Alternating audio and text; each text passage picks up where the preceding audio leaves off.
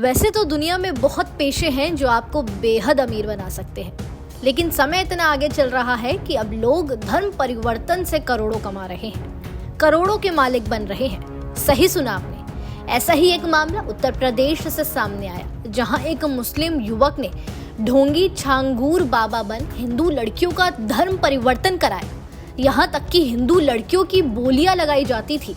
अगर ऊंची जाति की लड़की का धर्म परिवर्तन कराया गया है तो 16 लाख, ST/SC जाति की लड़की है तो धर्म परिवर्तन के 12 या 8 लाख मांगे जाते थे। इस बाबा को और इनके सहयोगियों को फंडिंग विदेश से मिल रही थी। मामला पूरा क्या है, कैसे ये बाबा पकड़ में आया और कितनी लड़कियों का धर्म परिवर्तन अभी तक ये बाबा करवा चुका है, आइए इस वीडियो में जानते हैं।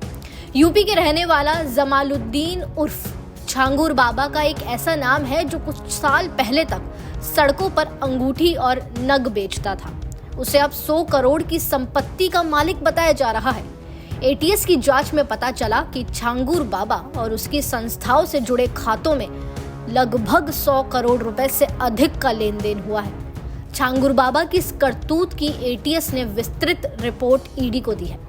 अब इस मामले में मनी लॉन्ड्रिंग एक्ट के तहत भी जांच की जा रही है। ये वही छांगूर बाबा है जिसे यूपी ATS ने अवैध धर्मांतरण का नेटवर्क चलाने के आरोप में गिरफ्तार किया है।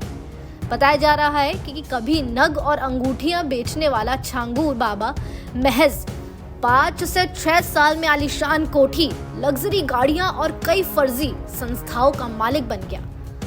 मधुपुर गांव की कोठी उसके नेटवर्क का मुख्य अड्डा था, जहां उसका पूरा नेटवर्क चलता था। छांगूर बाबा के नेटवर्क के 14 मुख्य सहयोगियों की तलाश में ATS और STF की टीमें जुटी हैं। इनमें कथित तौर पर पत्रकार से लेकर बड़े बड़े नामचीन चेहरे शामिल हैं। जिन नामों की तलाश है उनमें महबूब, पिंकी, हाजिर शंकर, पैमेन, रिजवी, इन्हें पत्रकार बताया जा रहा है, और सगीर शामिल है। इनकी गिरफ्तारी से गिरोह के नेटवर्क के और गहरे राज सामने आ सकते हैं। गिरोह ने कई सदस्य आजमगढ़, औरैया, सिद्धार्थ नगर जैसे जिलों से हैं और इनके खिलाफ पहले से ही कई FIR दर्ज है। मधुपुर में आलीशान कोठी बनाने के बाद छांगूर बाबा ने उसी परिसर में एक डिग्री कॉलेज खोलने तक की योजना बनाई थी। इसके लिए उसने भवन का भी निर्माण शुरू कर दिया था। फिलहाल उसकी ये योजना उसकी गिरफ्तारी और जांच के चलते ठप पड़ गई है। रिपोर्ट्स की माने तो यूपी के ADGP अमिताभ यश ने बताया है कि जमालुद्दीन बाबा ने अब तक 40 से 50 बार इस्लामिक देशों की यात्रा की है। जांच में यह भी पाया गया कि बलरामपुर में उसने कई संपत्तियां भी खरीदी हैं। उसके खिलाफ मामला दर्ज कर लिया गया है और यूपी ATS जांच कर रही है। फिलहाल इस मामले में 2 लोगों को गिरफ्तार किया गया है और ATS का कहना है कि इस नेटवर्क की पहुंच पूरे भारत में फैली हुई है।